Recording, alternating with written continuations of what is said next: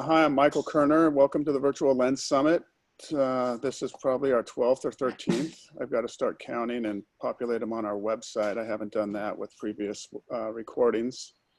That's on my to-do list. Today we have Atlas Lens Company, Forrest Schultz and Dan Keynes. And you know, the first time I heard about Atlas was in 2017 at NAB. There's a story about this new company in the Tiffin booth that had a prototype, I think it was a 40 millimeter.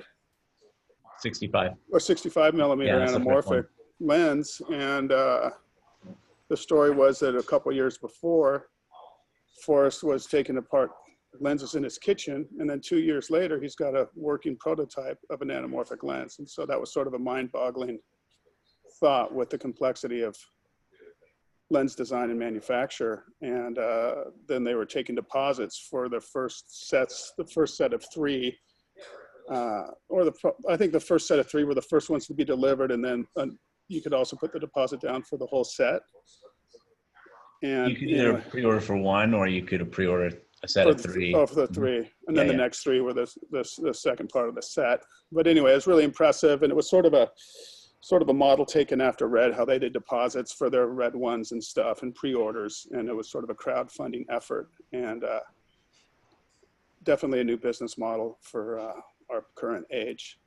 So anyway, let's get it going, and welcome. Hi, everyone out there. Thanks for joining us. I'm Dan Keynes. And I'm Forrest Schultz. And we're from Atlas Lens Co. And thank you so much for hosting us today, Michael, for the Pacific Northwest Lens Summit virtual edition 2020. So yeah, we have a special treat in store for you today. I'd like to take one moment to just highlight and acknowledge the fact that today is June 19th, or in America, Juneteenth. So I have no intention to sit up here and pretend that I'm an expert on this, but what I do know is the first time I was exposed to the idea of Juneteenth was watching the great show Atlanta, which is, you know, Donald Glover's show. I don't know if anyone else there has seen it. Have you seen Atlanta yet? I've heard of it. I haven't watched it yet. It's, first of all, the cinematography is fantastic. The storytelling is fantastic. And that was actually my first personal exposure as an adult to the idea of Juneteenth, which is a day that we should remember as, you know, 2 years after the Emancipation Proclamation, federal agents had to go down to Texas and put a final end to slavery and make sure that, you know, people were freed. You know, it's terrible that our country was engaged in slavery. And I think that, you know, I just want to take a moment to honor all the different kinds of people that make up America and that, you know, are part of the world. And, you know, it's really important to me to just take this moment and honor some of the people that have touched me personally in my life, people who are different than me. I didn't grow up exposed to a lot of different people of color, but as a young person watching TV and seeing people like RuPaul, who are so different than me, you know, not only a Black man, but also a Black man, woman. You know, I don't want to speak for Ru, but Ru influenced me and showed me that you can be whoever you want to be if you believe in yourself and if you put out the right energy. And that's something that's important to me in cinematography, is that we have the privilege as cinematographers to change things, to transform the world through images. And cinematographers like Bradford Young, ASC, Bill Dill, ASC, Johnny Simmons, ASC. These are people who have influenced and inspired me in my life. And I just wanted to take a moment to celebrate Black Americans and people of all color around the world, and people of all gender, race, ethnicity, bias. We love all people. So I just want to take a moment to celebrate everyone, especially during Pride Month, and especially during you know, crazy pandemic that's facing the whole world right now. And I think that it took a pandemic like this to highlight just how important it is that we come together as human beings. So, that's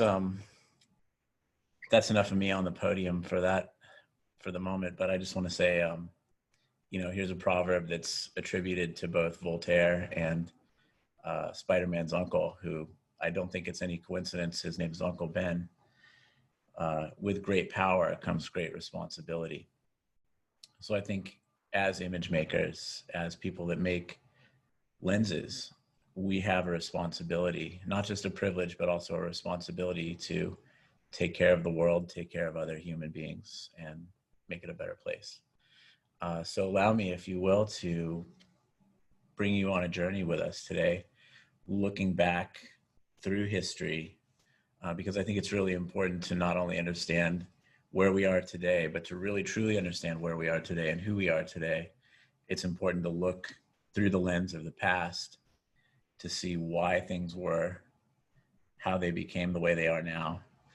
And I'd also like to highlight that in the presentation we're going to give today, we're going to cover some really interesting ideas. And I've been told that some of these ideas are very closely related to some of the presentations from Bill Dill, ASC, highlighting the way that different groups of people are interconnected and that different things are interconnected with invisible strings. So that's what I love about optics, is that optics are where the tangible meets the intangible, and that's science and magic at the same time. So thank you for that moment, and if it's okay, I'm going to start our presentation.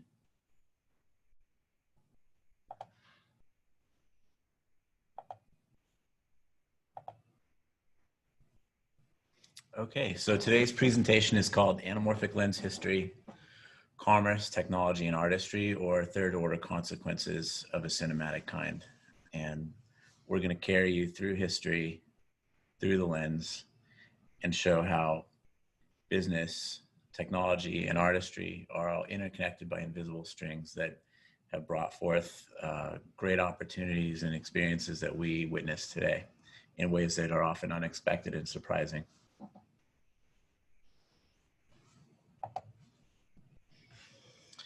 So just want to highlight three key aspects of filmmaking: commerce, the financial engine that drives our artistic medium; technology.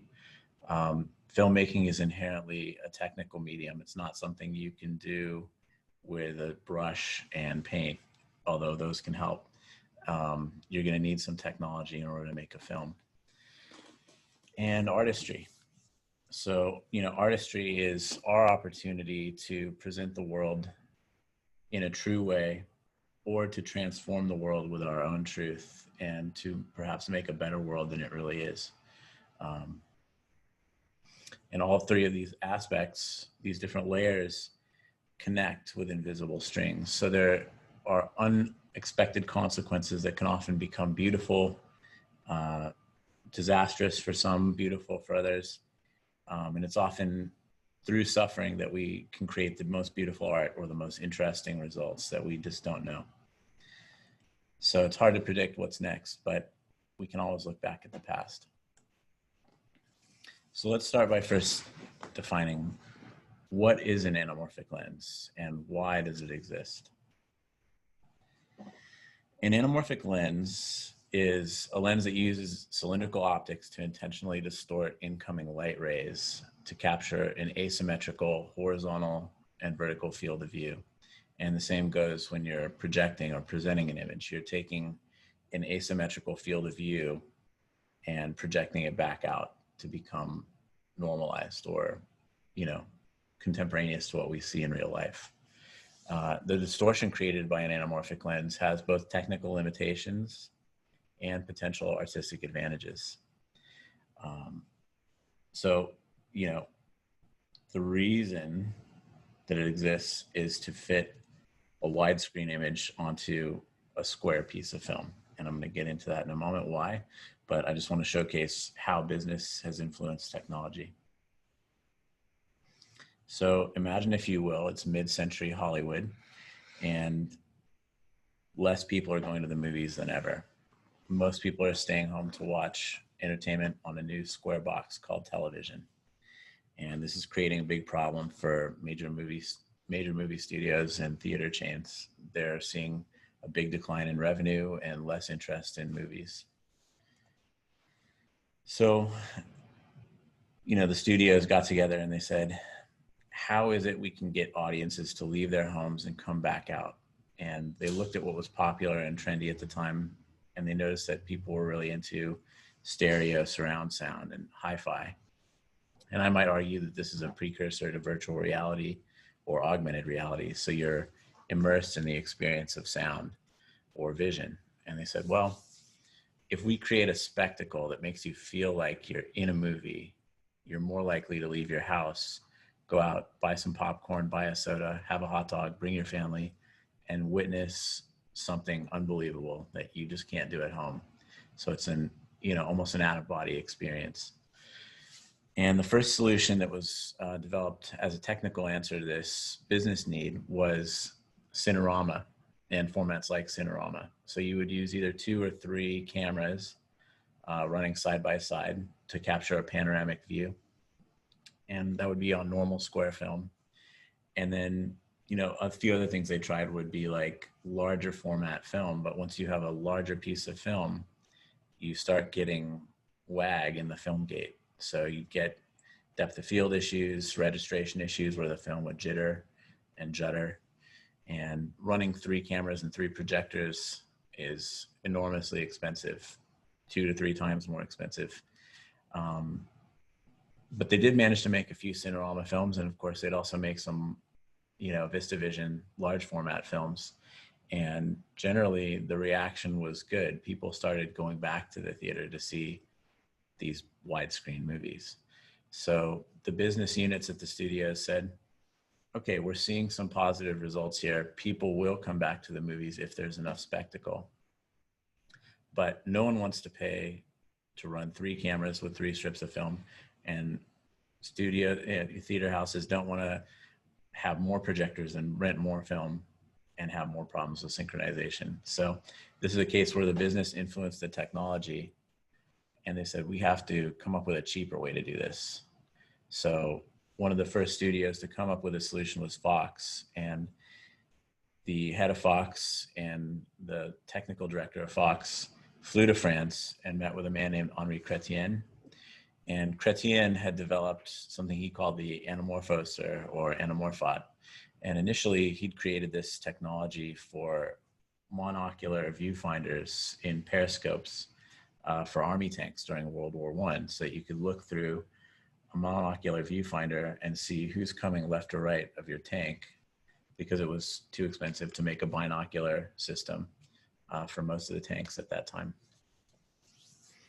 So Chrétien had developed this technology to get a wider field of view into a normal viewing angle. And he'd early on tried to make movies or influence people to make movies in France with Pathé Studios, but they just thought, this is kind of crazy. We don't really need this stuff. But he held the patent, and Earl Sponable and Spiros Skouras from Fox flew to France, met with Chrétien as his patent was about to expire, and secured licensing rights to bring that technology back to America, work with Bosch and Lomb, and develop anamorphic adapter lens so that they could put the lens on the camera, get a widescreen field of view onto a square strip of film, and then use a similar lens on the projector side to project back out wide again. So the image that actually goes onto the film ends up being skinny. If you've ever seen an anamorphic negative, or if you've looked at a digital cinema camera with an anamorphic lens on with the D-squeeze turned off, everything's going to be squished and skinny. So you're fitting all that wide stuff into a nice square format. So Fox worked with Bosch and Lomb. They developed these adapter lenses, and this created some problems for camera people. When you have 2 lenses, like an adapter system like that, you're going to have to focus your prime lens, and then you're going to have to focus the adapter at the same time. And that's really inconvenient because it's already hard enough to maintain a set and focus 1 lens, let alone 2 at the same time with all the other responsibilities you have. So that was really frustrating for camera people. And that's an example of camera people influencing the technology. So they went back to Bosch and Lomb and Fox and said, these adapters, I mean, we can make movies like this, but it's not really working out so great. So is there something you can do to make it easier? And Bosch and Lone went back to the drawing board, like in our slides here, and started working on a solution to integrate an anamorphic system with a taking lens and have a coupled focus system. And the result of that was the technical Oscar award-winning Bosch and Lone CinemaScope Baltars. So you can see we have some advertising art from IBM here, showcasing that same Bosch and Lone Baltar lens, just like this gentleman's holding on the left. And these are amazing lenses. I don't know if anyone here has ever had a chance to see them in real life or put hands on them, but each lens has its own dedicated built-in follow focus system. And each one weighs about 40 pounds, no joke. So there are these amazing cast iron lens bodies with two lens systems that are coupled, and they're focusing with a built-in follow focus. And these were used on these huge Mitchell Rackover cameras. So large lenses and large cameras were no stranger to the people making movies in the mid 1950s. And they'd have to blimp them oftentimes too. So you'd have, big bunches of foam to try to keep the sound inside of the lens and the camera. So this is a case of the artists influencing the technology and actually revising something that had started as a business interest. And that fed back into some changes that then resulted into even more changes, which we'll get into in a minute. But you can see the beginning of how something starts as a business decision, quickly becomes a technical decision, and then that has consequences for the artists. So with those new Bosch and Lone integrated CinemaScope Baltars, there were a few new problems that arose. Whenever you do a close-up of someone, the anamorphic coefficient of the lens would actually reduce. So you'd have less squeeze the closer focus you got. And it would often make people's faces look mumpy, for lack of a better term. You'd have kind of a distorted, squatty face. And you can see in the example image here, here's a young lady who's being photographed with a standard lens. And then on the left, you have with CinemaScope in close-up. So this is another case where the artist said, this is not really working out. Is there something we can do to change this technology to make it better? I mean, we love that we have jobs again. We're able to go back and make more movies for you guys in the studios, but this has had unexpected consequences that we didn't take into account when we started. So enter Panavision and Robert Gottschalk and his team. So camera people started to complain. They knew that Gottschalk had been making anamorphic projector lenses because Bosch and Lone and some other companies couldn't keep up with the demand for CinemaScope projection. So Panavision, which had started as a small camera store, started manufacturing projection lenses using prisms and cylindrical optics as a solution. And camera people would often visit Mr. Gottschalk's shop in his store and would say, I'm having this problem with these mumps. Is there anything that we could possibly do to change this? And people would be tinkering in their shop. And one day, the legend has it that one day, Gottschalk and one of his technicians were looking through two pieces of cylindrical optics and, looking through them and twisting them. And they noticed that as they twisted the two optics relative to one another, the anamorphic coefficient would change. So you'd actually get more squeeze or less squeeze depending on how they twisted to each other, right? Mm-hmm. So they noticed this and they thought, well, maybe if we place this into one of the Bosch and Lone Baltar lenses, there's a way that we can correct for this. As they move into close-up, these two cylinders can also correlate and then correct for this problem. So Gottschalk and one of his technicians, whose name was Tack, they began working on figuring out a way to integrate this together with those Bosch and Lone lenses and make it a Panavision product. So they ended up getting a hold of some of the Bosch and Lone lenses that were not desired by the studios as much, reworked them, and this is, as legend has it, the introduction of the first auto Panatar lenses, which are the first CinemaScope lenses that would correct for widescreen close-ups so you don't have mumps. So that was a pretty interesting and fascinating case where the artist influenced the technology. And over the last 50 years or more, Panavision, because of this, really became the dominant choice for anamorphic filmmaking.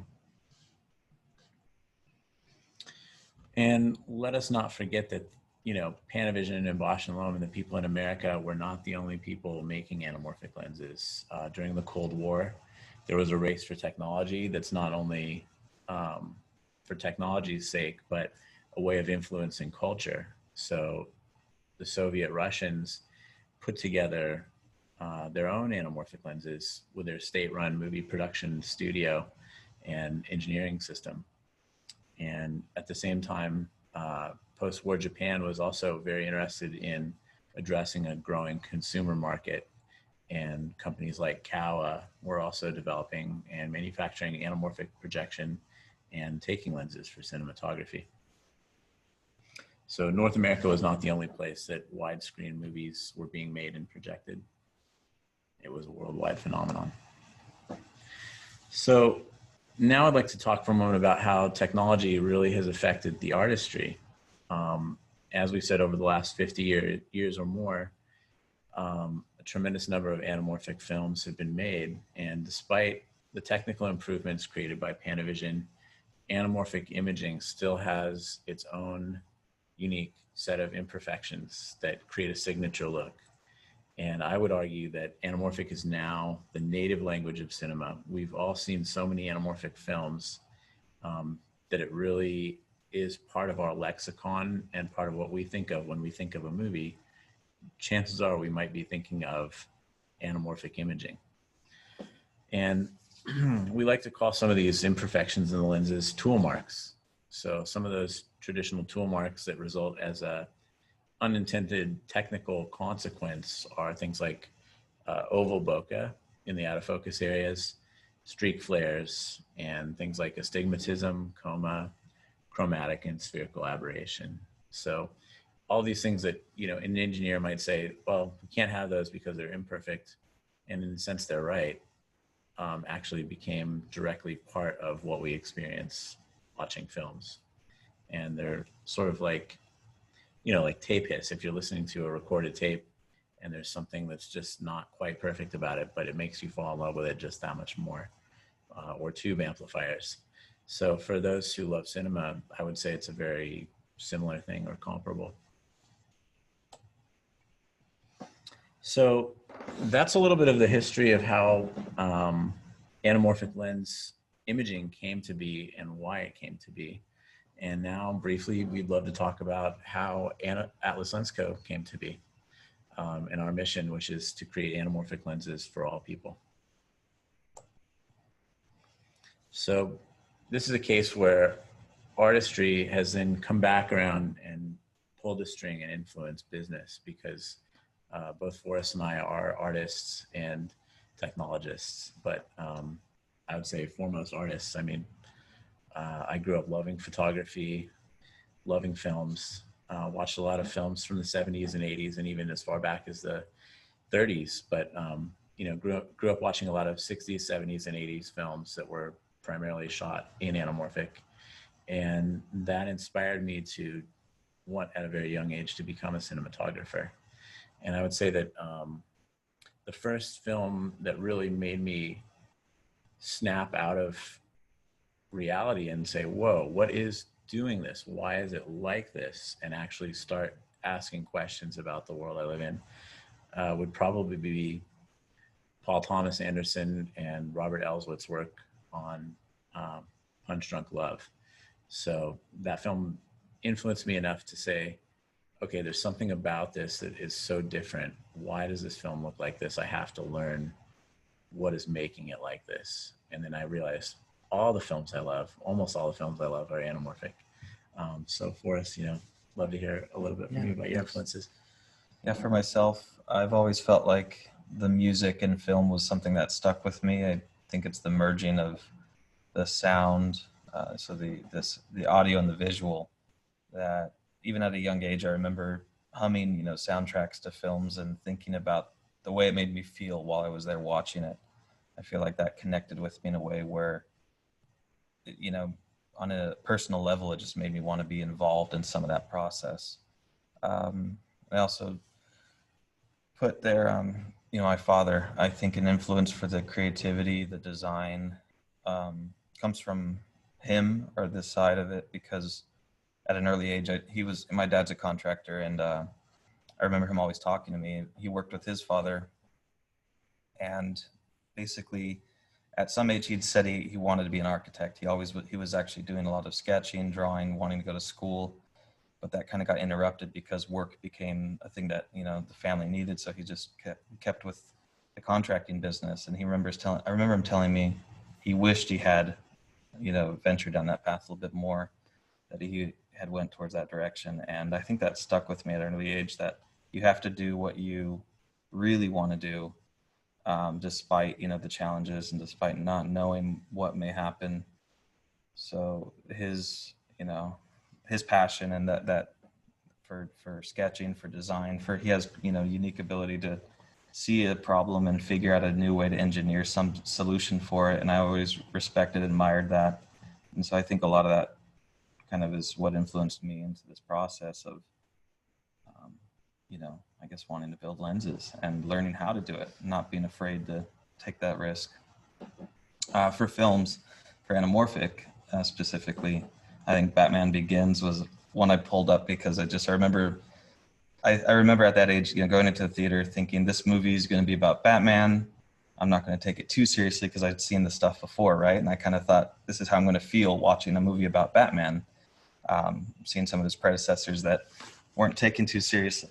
But something about it made me feel like this is a movie. And I think that, as Dan said, it brought back, this is reminiscent of movies I've watched in my childhood, things that I took seriously.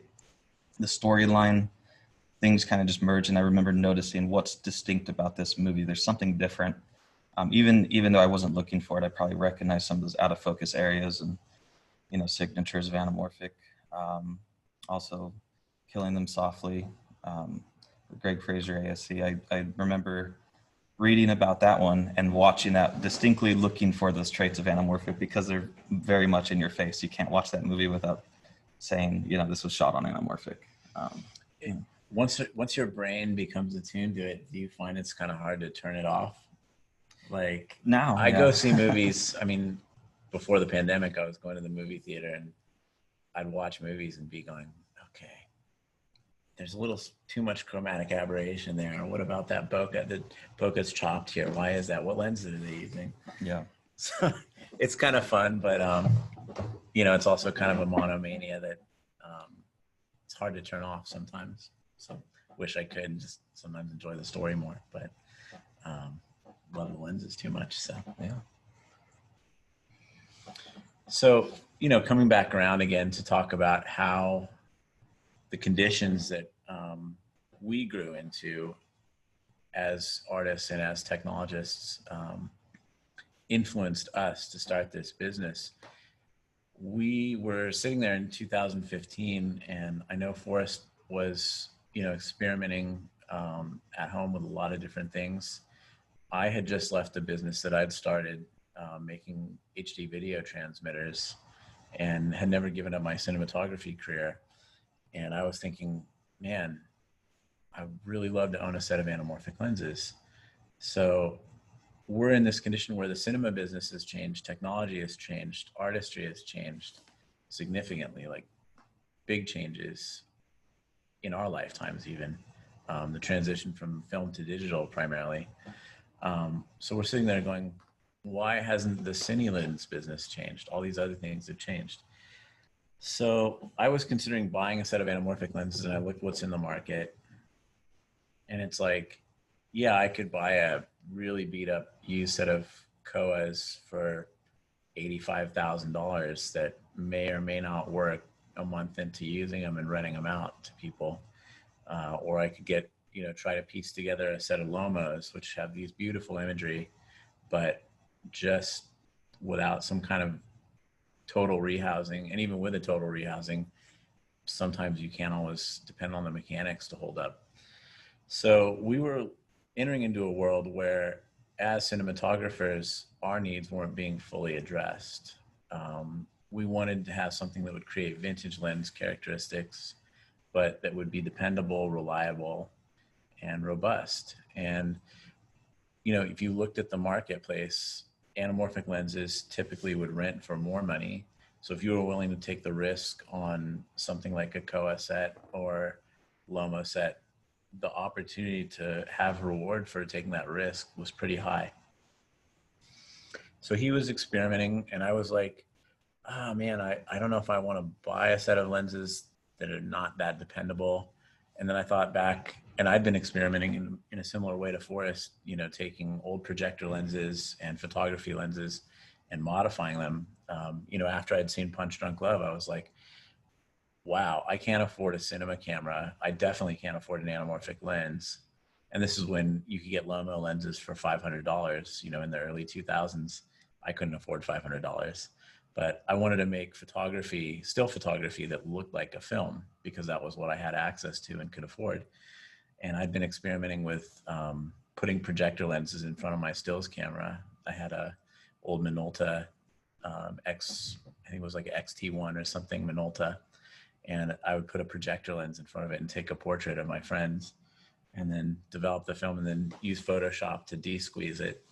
And I thought that was just the coolest thing.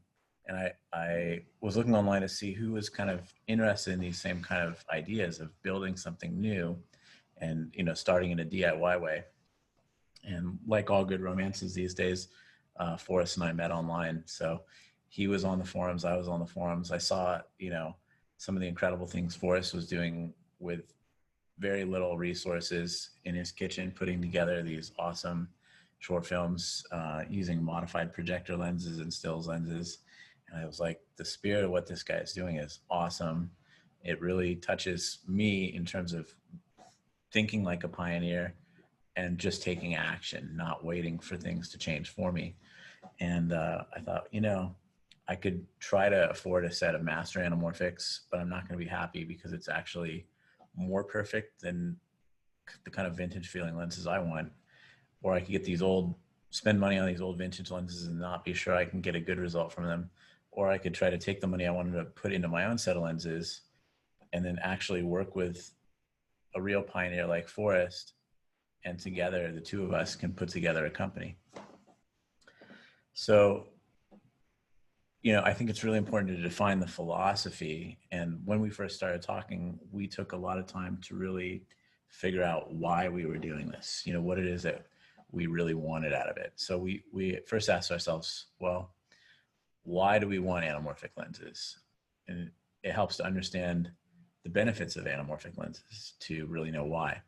So with an anamorphic lens, you really get two fields of view with any one lens. And that's just something that, as a hacker mindset person, I really love. If you can have one lens and get two different fields of view, you're getting more than you could with a normal lens. So why not get more for less?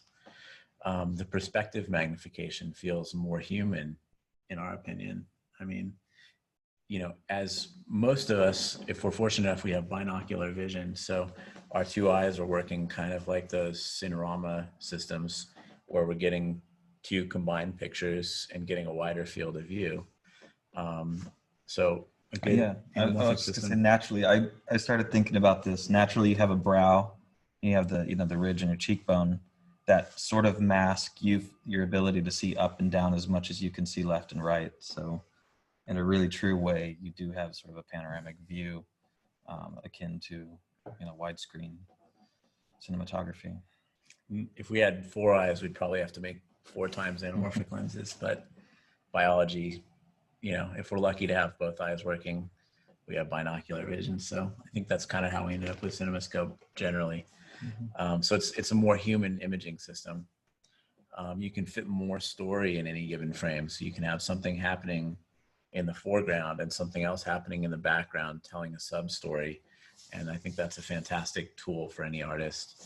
And then, of course, the things that, you know, get highlighted often are the tool marks that anamorphic lenses leave. As we mentioned before, things like the oval bokeh, the great flares, astigmatism and coma, you know, things that are technical imperfections, but somehow bring us closer to the reality that we all live in through the lens. So then we said, well, why are we starting this company? Why is this important to us? It's important to us because we use lenses. So it's not just like, let's make something for other people to enjoy. We actually love using the lenses ourselves. So it's going to be that much more personal. We like vintage lens characteristics, but we need modern conveniences if we're going to work on a professional film set. So while you can do great things with a DIY setup, we found that there's a need for professional level reliability, dependability, and stability.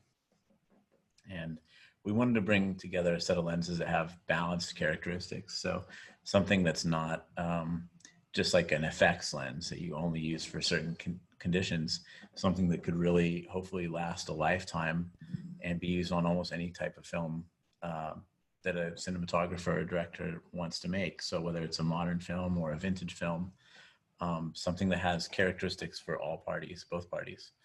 And we put our hearts and soul into this. I mean, we really went deep in terms of trying to make this happen and make it a reality. So that for you, I think that's really important to, you know, making it a reality. And that's why we're not just thinking about it and then leaving it as an unfinished dream. As Forrest said, you know, it's important to dream, but it's also important to reach all the way for the dream and go for it. So I would encourage anyone out there watching, if you have a dream, do your best to go for it, and we're here to support you. So one of the questions we love to hear is, how did you do this? And as I said, you know, we really started from the philosophical level, asking why. And if you have the right reasons why, you can figure out who, how, what, and when. And our why was clear. Cinematographers need this kind of product. And then we asked, well, which cinematographers? We want to make something that's good for all cinematographers as a democratizing tool. And we want to make the people's lens. So it needs to be standardized, repeatable, and accessible to a wider range of people. And from those aspects, we said, well, how can we do this? So we thought the key is focus on something that's stable, scalable, and manufacturable, that stays true to the ideals that we're trying to bring forth, which is something that balances vintage characteristics and modern characteristics. And we really put a lot of passion, grit, and determination into the lenses. So the only question left for us after creating this funnel of thinking and philosophy was to say when. And it was really important to us that we don't announce anything to the world until we have something that we are proud of and that we believe is representative of, if not the actual final product, representative of what we're trying to bring forth. So we focused all our energy, once we'd figured all this stuff out, into figuring out when and how. So we started literally in a garage. Both of us had some experience doing DIY lens assembling using a variety of components, but we knew that there's no way that you can scale something well if you're just buying other people's lenses, taking them apart, and then rebuilding them. And we looked at what people in the DIY community were doing, and we loved that, and we thought that was fantastic, but we wanted to make something that was more stable and really for professional grade cinematography. So, but we also want to make it affordable. So we talked about doing an adapter, but we realized that an adapter is just going to be an opportunity for more people to find more problems with the system instead of find the best results and let the technology get out of the way of their artistry. So I've been researching wearable AR glasses a lot because I was really into drones at the time. And I'd become friends with this great company in the Bay Area called Avigant, and their CEO, Dr. Alan Evans. And I'd taken my drone up there to the Bay Area and spent a couple afternoons flying around with them at their company picnic and really getting to know their team. And they were really nice people. And Forrest also got to meet Dr. Evans. And we had a great time. And I told him, hey, I'm thinking about starting this lens company. You know, I don't really have experience designing optics, but I do have experience designing products. Who do you like to work with optics? And I was fortunate enough to get a great answer from Dr. Evans, which was he had been working with Scott DeWald, who was formerly a technical VP at Schneider and who trained under some of the masters at ISCO, and who also was, deeply experienced in working with some of the Japanese manufacturers like Minolta. So we started talking, and I remember the first time Forrest and I got on a call with Scott, and literally we're on this conference call, and we're polite young guys. So we're like, "Hey, Scott, how are you doing? I hope it's an okay time to call." And he goes, "Well, I'm barbecuing." There's like a long pause after that. Yeah, it was a deep pause. Like, are we in trouble? I guess. Like, gotta wait. Well, hopefully we didn't piss this guy off too bad. But sure enough, he was smoking some meats. Yeah. Like the Zuck droid. He's probably listening. Jokes. But Scott is a tremendous guy, and like many great engineers, just a little bit socially awkward at times. But after really getting to know him, we became great friends, and we were lucky enough to find someone that experienced who was willing to help us and get on board with our project. So not too long after that, Forrest had been working on the product design for a while. Even before I met Forrest had been doing this awesome product design for what he thought the lenses should look like. And then Forrest and Scott worked together. Forrest had taught himself ZMax, and Scott also happened to be running the same version of ZMax, which is like, over 10-year-old software version. But they both bonded over this older version of the software and really hit it off and started cranking on the optical design. And,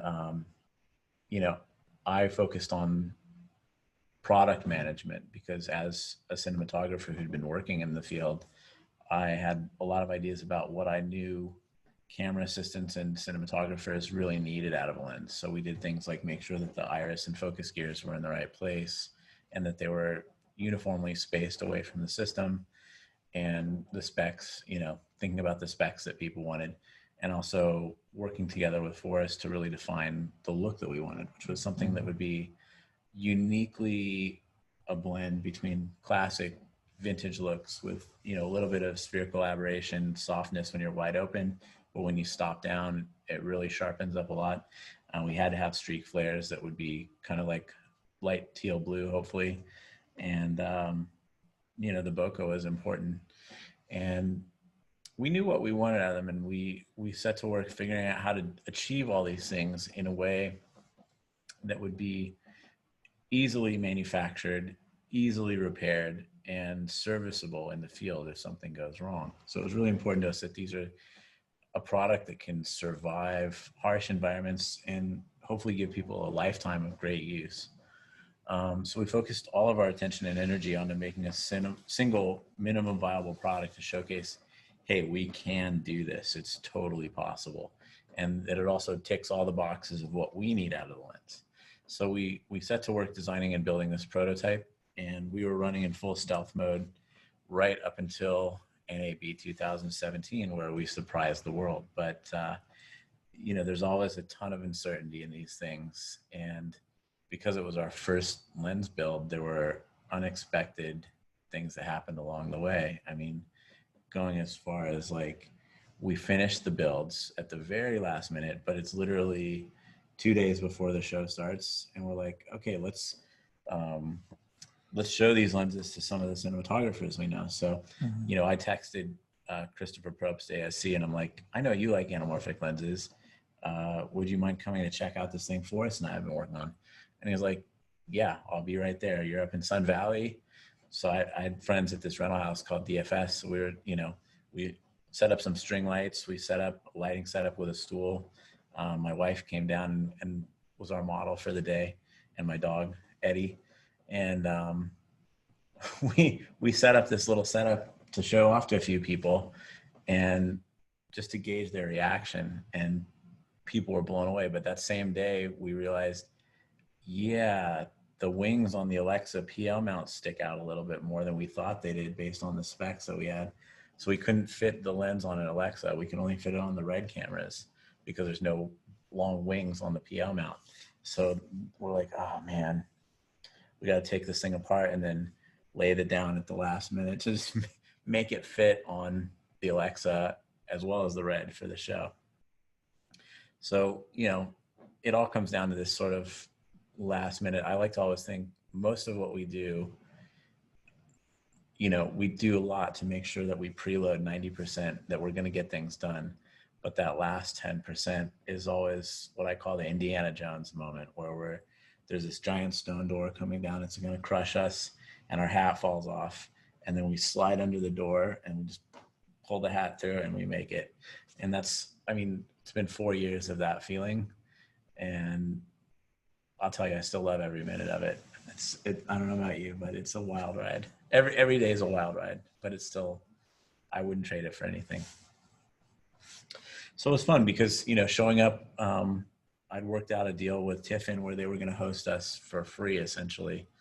I convinced them, I said, hey, I know you guys want more traffic in your booth. So imagine if there's a new lens company, what goes better with a new lens than filters? So we'll be happy to help showcase your filters for free with our lenses. And they were like, kid, you sound crazy, but sure, we'll let you in. So we managed to get a free booth space at NAB 2017. So I want to thank everyone at Tiffin, Steve Tiffin, Andrew Tiffin, Mike, all the people from Tiffin who were so kind to host us free of charge. You know, we were basically eating ramen in order to make sure that we could afford to do what we did. And they were so kind to host us. So of course there were unintended consequences from that too, where people said, so is this a Tiffin company? Does Tiffin own you guys? No, you know, Tiffin doesn't own us. We love Tiffin. In fact, we're still leasing space from Tiffin, and that's where you can come see us in Burbank these days. They're great people. They make great filters, and they're great landlords and hosts. So thank you to everyone at Tiffin, and buy Tiffin filters. Just kidding, but you can buy Tiffin filters. So anyway, after our big debut at NAB, and then following up with a little showcase at Cinegear, we really had to get down to the hard nitty-gritty work of making the next lenses. So do you want to talk about that for a little bit? Sure. Yeah. I mean, we decided that we were going to, I think, make a 40 and a 100 millimeter. That was something that was very important for us, is to choose the right focal lengths. And as you can see here, just, you know, we haven't shown many images yet. I think this is the first time you guys are seeing some imagery of what it looks like inside of ZMAX, as well as some SolidWorks cutaways that I provided, just to kind of, you know, open that up for some viewing. And we set out to design the 40 and the 100 after the 65 and continue to make them more manufacturable. We wanted to make sure that they had similar flares, similar look, as well as, you know, try to contain them as well as, and it's size-wise, you know, not to make them overly large, but really just kind of exactly right, the right size. So you have to compromise between optical performance in certain areas, plus benefits of mechanical advantage, you know, not being too heavy, not being obnoxiously big. There's a lot of challenges in getting those rays, you know, those ray bundles to fit through a, what is now 114, you know, OD on the front. And so, yeah. And I'd say, you know, there were a lot of unexpected things. So we started with the 65 because we thought it would be the easiest. And working with someone with a lot of experience like Scott, you know, going to the 40, Scott's going, you're going to have to make the front end of this huge. And Forrest is like, no, I have an idea for that. And what I like to say about that is if you learn to see the world in a different way, the world will show you what you need in order to get to the next step. So, you know, Forrest really had some incredible insight that even someone deeply experienced like Scott couldn't quite see in the same way. And that's the way that we were able to make our wide angle lenses. So we achieved a lot with, and that's what you're looking at us on right now. That's, yeah. We're on the 40 and the 40 is on the screen also. Yeah. So that's pretty cool. And, you know, when you start from nothing, you have to kind of act on instinct and say, well, these are the ideas I have about certain things. I think the world is like this, but there are just always little things that are over the next horizon that are not initially apparent or obvious, that as you go, you pick up these little gems or breadcrumbs that show you what's just over the next horizon. And that's, to me, one of the most beautiful things. And I think I have to credit my grandmother with teaching me that. I mean, if you keep your eyes open and your ear open, you're going to pick up great things, and the world will show you where to go and how to go. So, very fortunate to have this opportunity. And then, we've got some great photos here from the archives. If you look at the slide, this is that day I was talking about with Chris Probst, ASC, checking out the 65mm prototype, and Forrest there in front of him, and my OLED monitor. Doing some marketing right there. Yeah. Trying to do some cool shots. Got that on my red camera. I think it was a Dragon sensor at that time. I don't remember. Helium? I don't think helium was out yet. Oh. Maybe. And then we got a great picture from Forrest's kitchen, lens bashing, putting together a bunch of different optics to make his own anamorphic lens. And then you can see people flooding Tiffin here, checking out our lenses, which was it was a treat to feel the excitement. I mean, the excitement and energy was palpable, like heart pounding. And then the next year in 2018, we had our own booth down here, which we went for an Art Deco vibe, which kind of goes with our brand aesthetic. So, briefly, I could talk about some of the tough stuff that we faced trying to start a lens company and make lenses. The things that are really challenging, I would say, are coming up with the correct design parameters first, selecting the right materials and making sure that the materials not only perform correctly optically, but that they're available and that they don't have Achilles heel properties that are going to make them a huge pain in the ass after you start making lenses with them. There's some things about certain glass types that make them harder to work with than others. Trying to get the right purchasing volume for, glass raw materials, aluminum, plastic, steel, and then maintaining a level of precision and accuracy as you're manufacturing the components and then building them up and assembling them. And the scale, how do you, when we started the company, it was just Forrest and I and Scott, and that's it. So we had to figure out a lot of things for a small company. And, we're fortunate to have grown a tremendous team of people. And I'll get to that in a minute because, we have the challenges up top, and then we talk about the things that help make those challenges easier. But,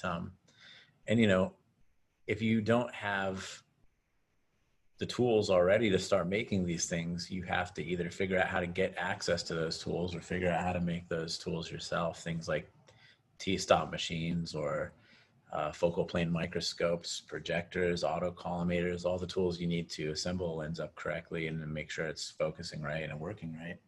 And then to do that repeatedly day after day after day to meet the demand. And then some of the things that help us along the path are passion. I think if either of us cared even 1% less than we do about this, it would be 1,000% harder. So I think it's really the passion that helps keep us daily involved in making sure that things are going in the right direction and that they're working correctly. The people, we have a tremendous team of people, both deeply experienced people and novice people. And I think that's something that having a beginner's mind, no matter what level you're at of experience, is important. Being willing to learn from someone who's just started, as well as hopefully teach people who've just started what you've learned so far. Co-mentorship is really valuable and essential here. And then developing a repeatable process. So, if you go into something with determination but no process, you're going to work really hard. And then I think it's Adam Savage who said something like, the difference between science and just screwing around is writing it down. So you really have to screw around a little bit and then write down what you've done and then come back to it the next day and refine it and get a little bit better. And practice, thousands and thousands, 10,000 hours, hopefully, of practice all day, every day focusing on what we're doing, no pun intended, and pragmatism, just to be pragmatic. And, you know, there are going to have to be compromises, but hopefully what you're not compromising is the essential things. So picking and choosing the most important things to focus on is what I would call pragmatism. And then we'll just show a couple. We're not going to show you any videos, but these are just some of our favorite projects over the last few years to highlight. We've got Thank You Next, the Ariana Grande video, which was a huge success from Christopher Probst ASC. This tremendous music video called F Major by Hania Rani. American Gods Season 2 and Season 3 used our lenses a lot. And Brendan Stacy and Boris Morsovsky from Canada did Titans, a lot of Titans with our lenses. So these are some of our favorite larger scale projects recently, but there's countless projects. We don't have time to count them all, but I'll tell you, I do try to watch every project that I come across made with our lenses. So what's on the horizon for us?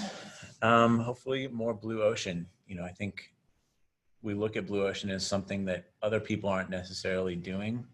And there's some ton of great lens companies in the world. And that's why when we started out, we said, we're not looking to make the next great spherical lens, because there are so many tremendous spherical lenses in the world, whether it's a vintage lens, a vintage stills lens that's modified for cinema, modern stills lenses, or modern movie lenses.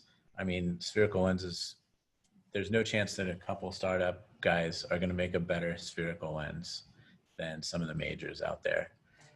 There's just so much competition. So we wanted to do something that's blue ocean and not being addressed and taken care of for the people.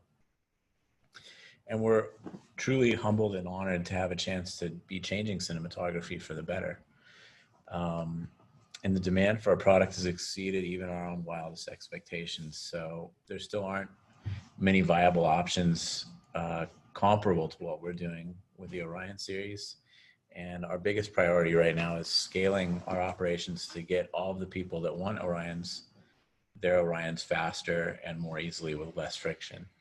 And we're also exploring some new concepts, and we're going to hopefully continue to realize our mission, which is anamorphic for all. Cool. So thank you very much. This concludes our presentation, covering a little bit of the history and reasons why anamorphic lenses exist, and the way that those invisible strings pulled and changed history to affect the way that we decided to become the new anamorphic lens cinematography makers. Cool. So I think next part is So some Q&A, yeah. right? Yeah, so we'd love to open up the floor to some Q&A, and thank you so much for listening. Thank you. I think we've had a few questions already. We can maybe, Kevin Fletcher, I believe, no, Drew Dawson actually was the first to ask. We can look at that together. So I see a question from Drew Dawson, which is Atlas planning on making any detuned sets the way that Sigma, Masterbuilt, and Zeiss have started to tune their sets of lenses?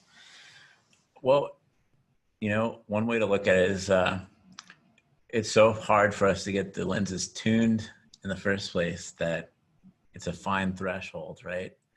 I mean, I think the idea of detuning is to make them less perfect, and we try to make our lenses have sort of a balanced characteristic. So if you shoot them wide open at a T2, they're going to be a little bit more bloomy with a little bit more spherical aberration than most lenses at a T2. What do you think? Yeah. I mean, in a way they come in a weird way, they come detuned by certain standards. If you look at it, like you want those attributes wide open. One would shoot at a T2 constantly.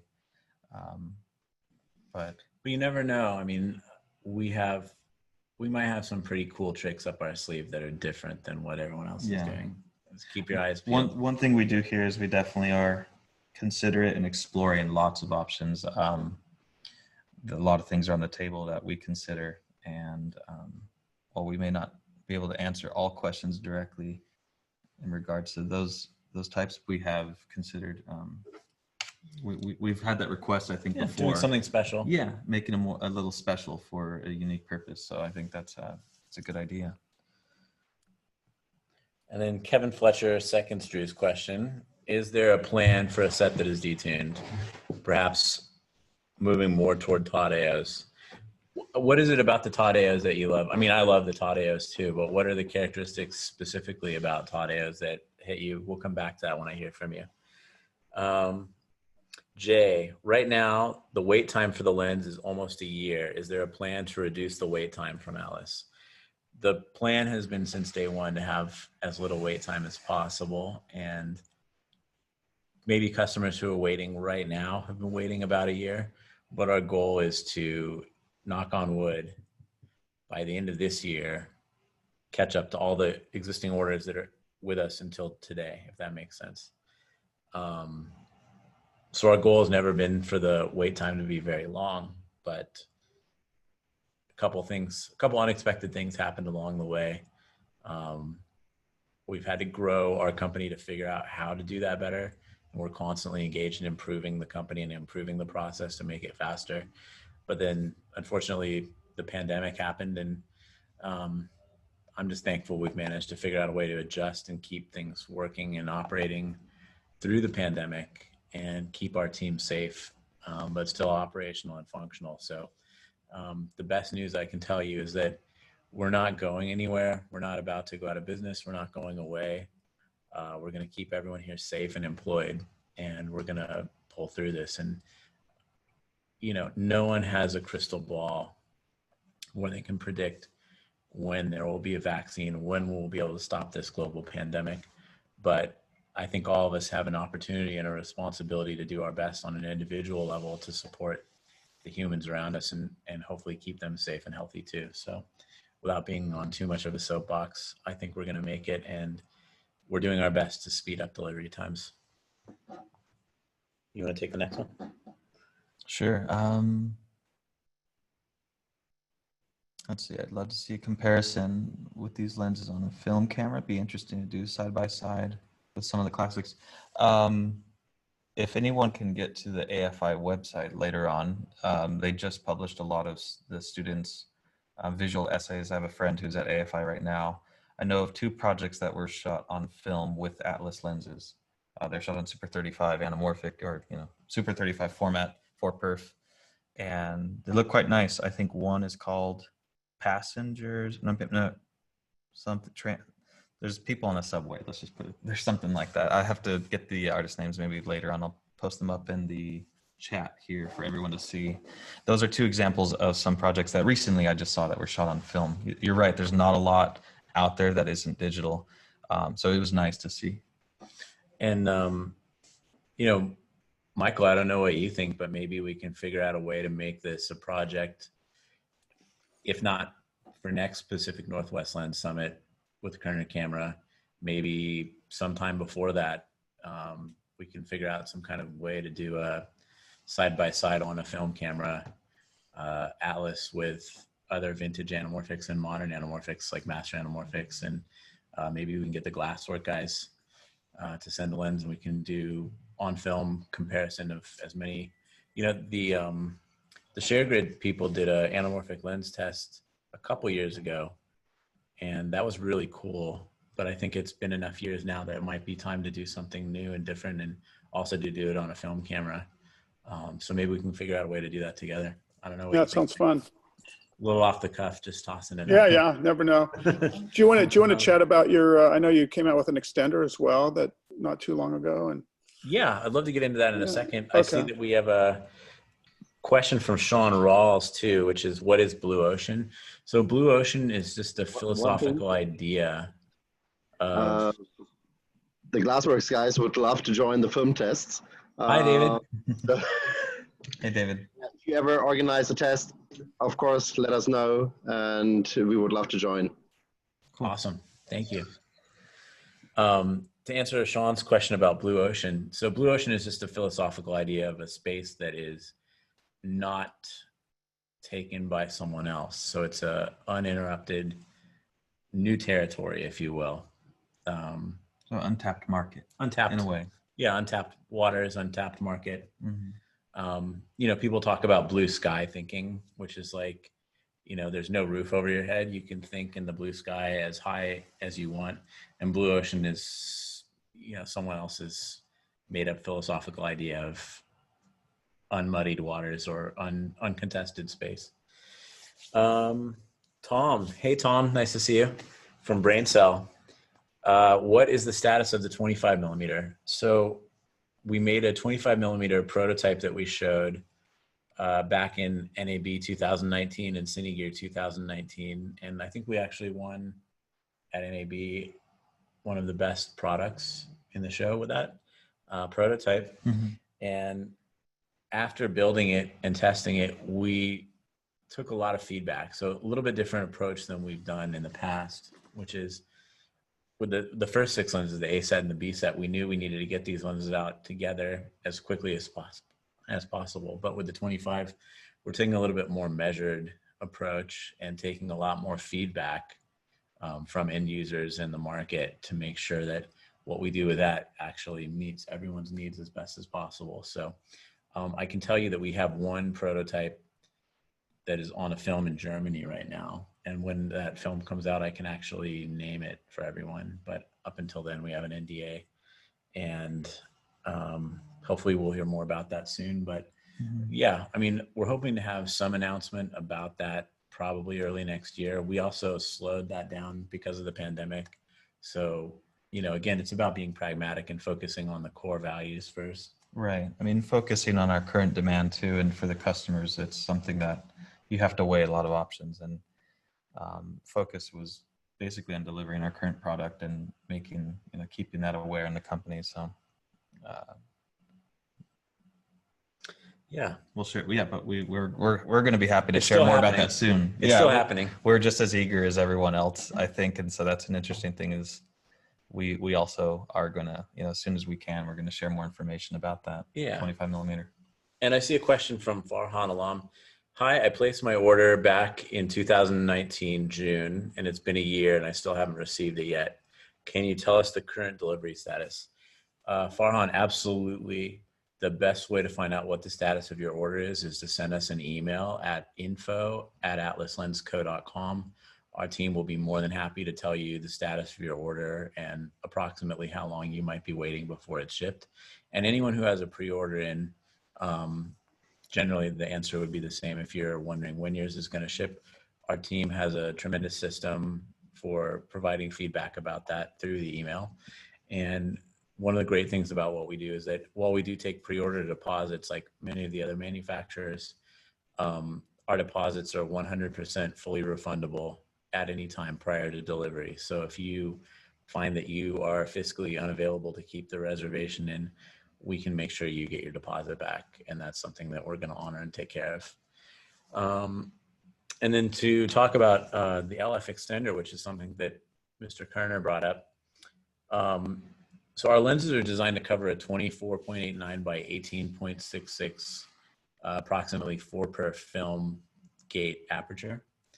And with some of the newer sensors like the Red Monstro, the Arri LF, and others, including the Sony Venice, people have been asking, well, how can I make your lenses cover these newer sensors from edge to edge, even if that's going to be a format that's outside of standard 2.4 delivery?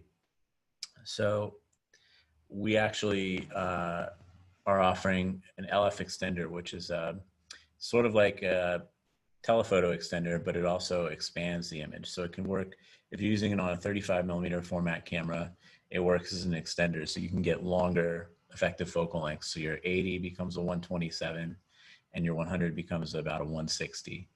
And you lose a stop and a third of light. And if you use it on a larger format camera, it expands the image, the sweet spot of the image 1.6 times. So you're going to get edge to edge coverage on any of the LF or full frame sensors. And the beauty of this is you basically, if you can only afford one lens, you can get 2 lenses in one by having this extender. And the other great thing is we're going to be offering in the second week of July a version of the LF extender that has a native LPL mount. So you'll be able to skip the LPL to PL adapter that's included with the Arri LF cameras and LF mini cameras. So that way you're not going from the base mount to an adapter to an extender to a lens. You're going to be able to go camera, LF extender with LPL mount, and then lens. And our LF extender works with a variety of other lenses, many zooms, a variety of different primes, but it's optimized for our lenses. So it's tuned to get the best results with our lenses. And we have another question coming in from Withus. Would you consider filtration that cut the predominant blue flares? Got both sets, and depending on the project, the flares could be sometimes a bit distracting. Great question. This is something that we believe is possible up to the user in a way. So depending on which camera system you're using and the way that your color correction is handled, either with a LUT or with the color balance of the camera and the color of the light source, the blueness of the flares will vary depending on your lighting conditions, your camera setup, even your ISO. So the level of saturation can be adjusted or tuned depending on your lighting as well as your color correction. And because those flares live in a part of the spectrum that's peaked in blue, you're going to have the ability to control through your primary and secondary color correction a way to make them slightly different color. If you want to get crazy, you could even key them to be a different color, but you can really truly attenuate the level of saturation and luminance of those flares on your own. You could also potentially cut them a little bit using a variety of different color filters. So we don't have a plan to offer our own color filters. I would say check out things like an enhancer. Maybe check out something like a tobacco or suede filter. Maybe Michael, maybe you have some recommendations, or some other members of the group have recommendations that you're welcome to throw in the chat for different flares. I know like suede and tobacco filters became less popular probably 10 years ago. So you could probably pick those up secondhand really cheaply. And maybe they have a second life as a purpose for that. But as far as like offering lenses with different flare styles, this is a question that we get a lot. So we hope to be addressing that in some way or another sooner or later. Market Commander and Jay, please give Oksana a raise. She is doing amazing. Well, we gave her a raise and we'll tell her. And thanks for the kind words. Cornelius Hurley says, shooting film with Atlas this summer, FYI. All right, can't wait to see what you make, Cornelius. Shadi says, I did lots of feature movies on Atlas and everyone loves them. Any plans on going LF? Shadi, thank you for being a customer. Good to see you out there. And at the moment, the best way to go LF is with our LF extender, but you know, you never know what's coming in the blue ocean. We're evaluating a lot of different design considerations and ideas right now in-house here. 230829, can you talk about your approach to lens coating? Forrest, do you want to talk about the coatings a little bit? Sure. Yeah, I mean, the approach was, as we mentioned prior, to take sort of a vintage look at how can we accomplish coatings that are reminiscent of the past. So we decided to go with a particular coating of the single layer, and that's kind of predominantly why you get these flares that are typical in these classic lenses. They flare much more than if you were to, say, apply a modern multi-coating that attenuates a lot of that flaring. That was something that we agreed upon, that we want to let the flares happen. So when you want to engage them, hit them with a strong source, they're going to happen. And Shadi also says, are there any plans going beyond 100, like 135 or a macro lens?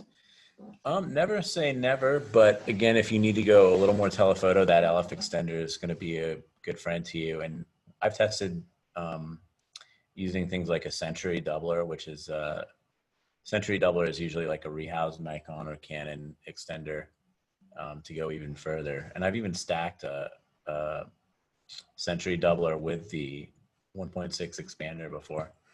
So that's pretty cool. Got Tito in the chat. Oh yeah, one more thing about the LF extender. It doesn't affect your minimum focus. So you're still going to get, you're going to be more punched in, but you're going to still have that same short, close focus distance. So you're going to be able to get even closer using the LF extender. So in a sense, that can kind of act as a pseudo macro, depending on how close you need to get. And then we got another question from Tito. You want to take that one? Sure, Tito. Hey, Tito, I'm a fan too. Yep. Tito writes, Tito Faradance here. We got any plans on teaming up with content creators that share the mission of Anamorphic for All? That's a big yes. We are certainly open to, supporting any creator and figuring out how we can work with them. And, Tito, you're always welcome here. Doors are open, but we'll also work with you at any location you're at. So just kind of hit us a message on the side. We'll talk to you. And we have a question from Steve Boyce. What plans do you have for an anamorphic zoom range? That's a fantastic question. And I'm going to just come right out and say, we would love to do anamorphic zooms.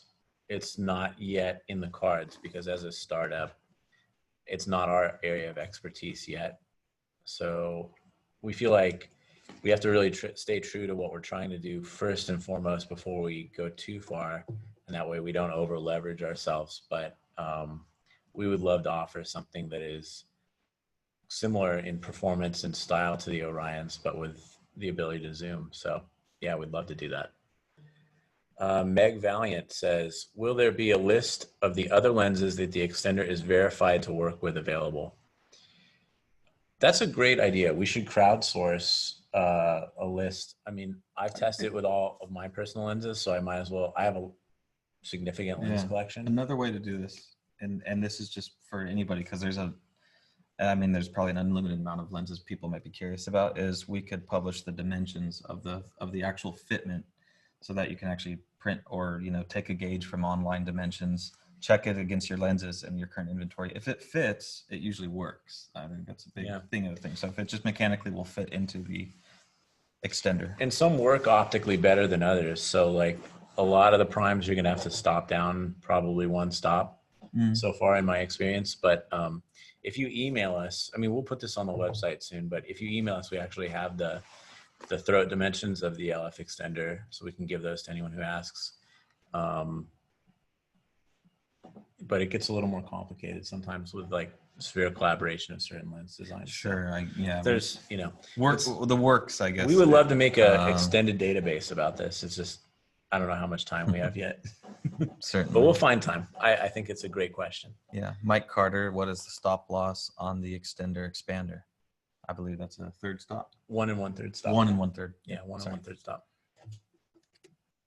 And if anyone wants to just start speaking to us, we're welcoming the opportunity to just don't yell at each other. Yeah, just open your mic up and you can come on in. Yeah. Come on out and ask. Hey guys, this is Max from Exo Optics speaking to you from Ukraine. I'm a huge fan of yours. I've been following Forrest's work from hand grinding cylinders on his Forge days. I've been hosting a little kind of Zoom thingy myself a couple of weeks ago, and it was late at night for me. And after it was done, I went straight to bed. And then Zoom sent me an email that Dan Keynes is in your waiting room. So I rushed back to my computer, but you were already gone. So sorry, Dan. I missed you, or you missed the thing just a couple of hours. My bad. Sorry to wake you. All good. And you're rehousing ISCO lenses, right? The ISCO. Correct. ISCO Ramos. Yeah, that's correct. Awesome. I have a bunch of technical questions, but when I was thinking like what I would love to ask, I thought that I really wonder when you transform your passion into a business, and from the story that you told us today, it came quite natural to you, it seems. But I was wondering, does it take away from like the romantic aspect of things? And that's I think that's the question to both of you, to Forrest as well, since you've been tinkering with lenses and doing all this kind of DIY stuff first, and then you went on a much more serious level, and now obviously it's a business.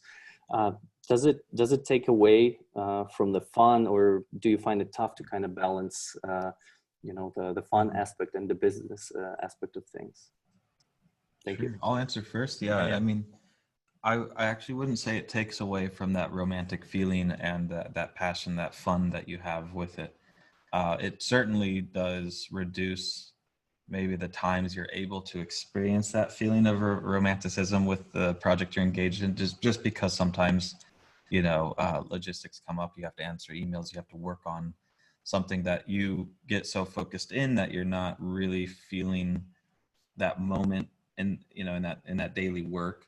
But then there's other moments that completely balance that out, you know, a sense of discovery, those things that, you know, even when you're not doing it as a business, those are the sense of discovery and that exploration, those sense of passion, that's what comes back. It's the same feeling. And so it doesn't change, it doesn't go away, but I could say it's more in like a measured capacity of when can I experience these things? Because you have to be honest, there's a lot more work, you know, when you're doing it as a business, and you kind of have to divide and pay attention to that. Yeah, I mean, for me, the romance that has suffered the most from this business, unfortunately, is my marriage. It's having a business like this is tough on a family. Also, at the same time, like when we debuted the 65 millimeter prototype, my wife was pregnant with our first child, my daughter Zoe, and so many changes were happening in my life at the same time. So I've just gotten used to change after change after change. And then my son just turned 6 months old, Max, and just now. And it's amazing because, I mean, I can measure the business in terms of next to the scale of their lives. So my daughter is about to turn 3 years old. So it's basically, you know, putting those two things side by side, those changes in my life were happening at the same time. And it's really crucial to me that I make sure my children and my wife get my attention. But you could accuse me of monomania for sure. Monomania is obsession with one thing. I'm 100% insanely obsessed with lenses, and I'm absolutely obsessed and insane about this company. And I'll just come right out and throw myself under the bus. I'm a complete monomaniac about this. I love it. So I think it's about figuring out a way to, when I'm with my family, not be engaged in the business and not be thinking about the business. And that's the biggest challenge. But as far as my fuel and desire for what we do, it's like a Molotov cocktail. I mean, I'm head over heels a maniac for this. I love it more than anything else. So I never feel uninspired about this business, except, you know, there are times actually where I go, well, there's some challenges we're facing. I don't know how we're going to face them exactly, but I know I'll figure it out. So that's my take on it. I mean, I've never felt uninspired about this business. I love it, but I do want to make sure that I give my family what they need and deserve as well. Thanks. Great answers. I hope your inspiration never leaves you. Thank you. Thanks.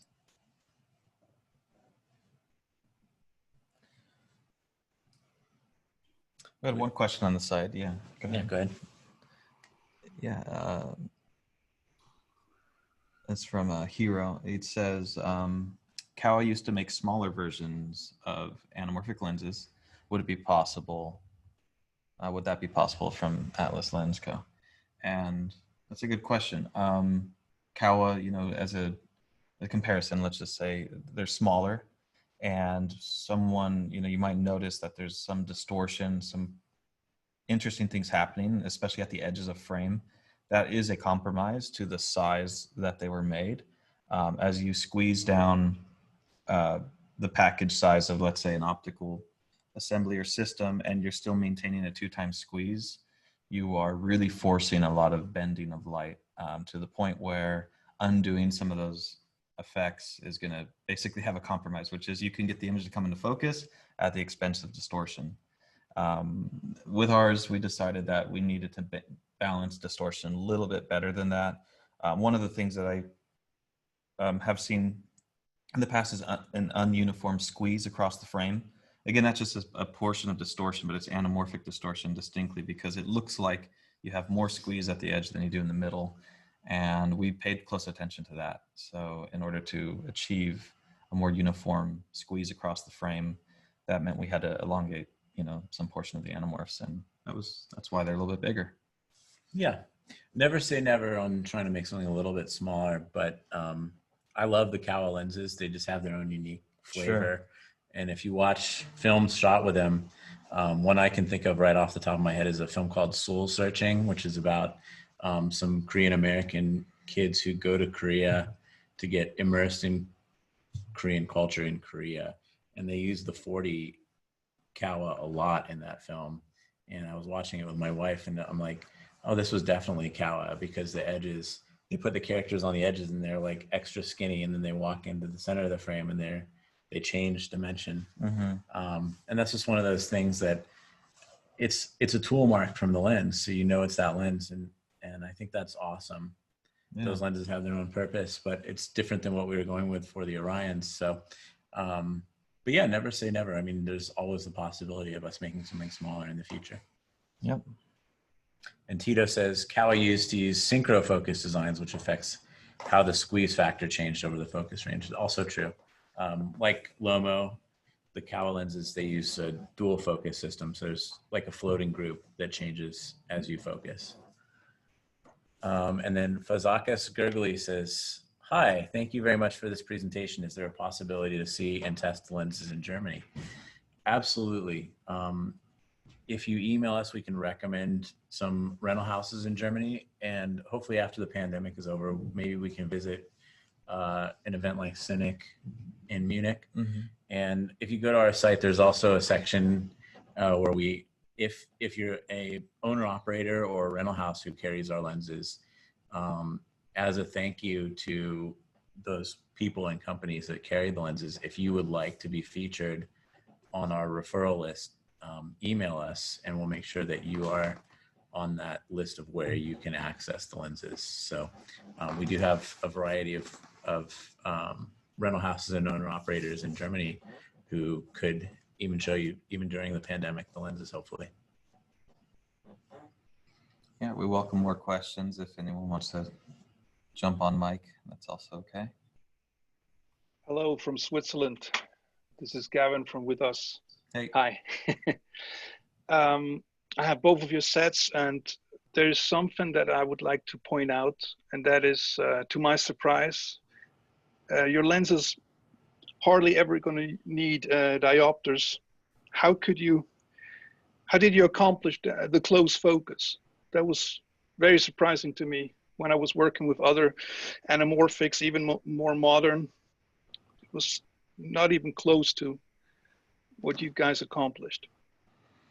Yeah, first of all, thank you. I mean, that's a tremendous compliment. And I believe what you're highlighting is the amazing close focus capability of the lenses. And a lot of that has to do with, in the design phase, optimizing for that close focus ability, which is something we focused on, right. No pun intended. Yeah, that goes back to, again, an amount of figuring out how close you want to focus and ultimately sort of pushing the design and finding that area of compromise. I would say traditional optical design, people are afraid to let certain things happen because they might fear that it compromises, the resolution, or they might compromise something about the performance to where they'll put a cap and say that's enough, because if you do that, the image might degrade. We explored solutions and ways to control those aberrations, but also embrace some of that effect that you get, more spherical aberration or something as you focus closer. Field curvature, for instance. Yeah. So we find that if you're doing something truly close up, you're probably concerned about something that's closer to the center of frame. So if you have a little bit of field curvature, which is the change of focus position throughout the field. Mm-hmm. So maybe if the center is focused at 3 feet, the sides might be focused at 2.5 feet. That's an example. Would you say that's negative field curvature because the sides are closer? Because you can have positive field curvature or negative field curvature. Right. I don't know I guess it's which debatable. side, but it's yeah. There's field curvature. It'll change over the course of where you're focused to, and one other thing is, of course, that's the limitations really are physics. At the longer focal lengths can't focus as close as easily.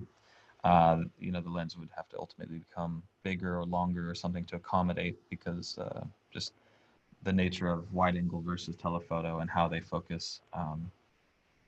But they ultimately give a look that we were looking to achieve, which is you're balancing that area of frame that you're concerned with to keep in focus and to maintain resolution, to maintain a particular look. And I think that goes well with the tradition of anamorphic. We're used to seeing aberrations on the top and the bottom of frame, and we knew that was something that wouldn't be afraid to explore that. So in the design phase, that all started. That had to be fixed in the design phase. If not, you can't really go much further once you put it together. Something I had in an older version of the slide deck was all lenses are compromise. It's an exercise in compromise. And then anamorphic lenses just add an extra dimension of compromise that you have to take into consideration during the design phase. Mm-hmm. And then Hero also says, funny you mentioned Soul Searching. I worked with the director. Awesome. I like that film. It was fun. It's touching. Thank you for that answer. And I would even consider saying that part of the charm of anamorphics is not just to be reminiscent to what we know with film, but I also think the funkiness, like Cook is explaining in their adverts, I think this is part of the reason why I chose your optics, is because it has character. I'm not looking for clean, purposefully image. In many ways, I think one of the things aside of filtration and obviously how you film something, the real thing that I see with those lenses is it takes also the edge of digital, and it adds a certain charm. And I'm very happy that I own your sets, and looking forward to use them more often. Thank you. Yeah. Thank you very much.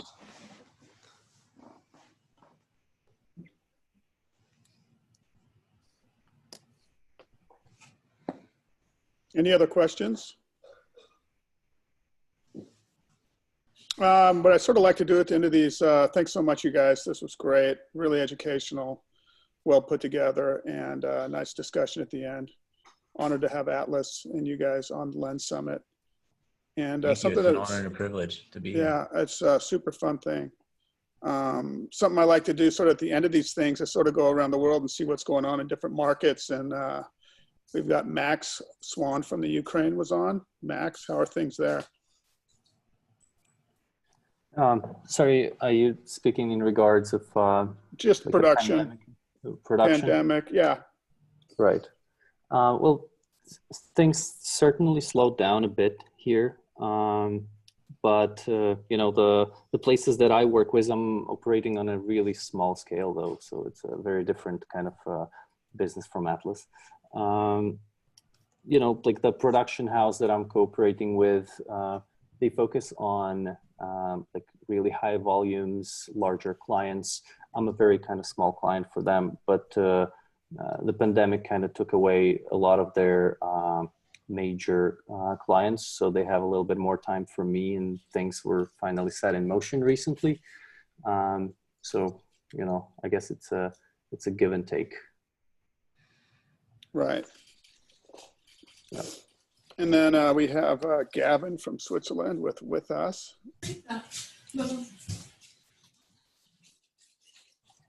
Gavin, well, it's been a bit quiet here in Switzerland. A lot of work is being outsourced, unfortunately, because the film market is not as big, and it's a bit of unfortunate. So I don't know if the pandemic has really changed a lot, because it had been slow before. So I'm mainly focusing on foreign markets. So far, it's been okay. Not great. It could better. It could be better. Right. seems like a lot of the markets are starting to bounce back a little bit. Yeah, I agree. Anybody else want to contribute? Yeah, Chief Hadings here from Vancouver. We are just starting to get back into production. Most MOWs are resuming on this Monday, and people are still very concerned. There has been new union courses and safety checks for people to get used to the new protocols about keeping the pandemic in check. But Vancouver has been doing pretty well compared to the rest of Canada. And everybody's kind of worried that it'll start spreading again, but at the same time, the market can't be closed forever. Things shut down completely in the beginning of March. Right, that's what I've been saying. I think once we start opening up, it's going to be hard to close back down. I don't think people will be wouldn't want to do that again, even though it could be necessary. Anyway, well, thanks so much for showing up again this week. We had a good showing of about 150 people, and you know, we'll see you next week. We have Masterbuilt on. Tim and Lisa are going to be discussing Masterbuilt lenses, and look out for a Eventbrite invitation and tell your friends. And we should have these guys, this will be recorded. The recording will be on my website as well as Atlas's. I have one more question for everyone out there.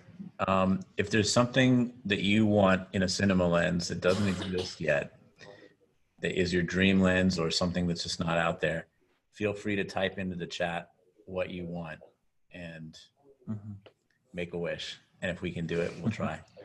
And if you can't come up with it now, feel free to reach us on Anytime. Yeah, email or social media. Kind of throw your ideas at us. I mean, just in case. And, you know, once again, thank you everyone out there. Stay safe. Support your fellow humans. Black Lives Matter. It's Pride Month, so take care of your fellows and be good to each other. And thank you. Thank you, Michael, for this opportunity. Yeah, we appreciate everybody out there. All right. Yeah, bye-bye. Thank you. All right, bye, everybody.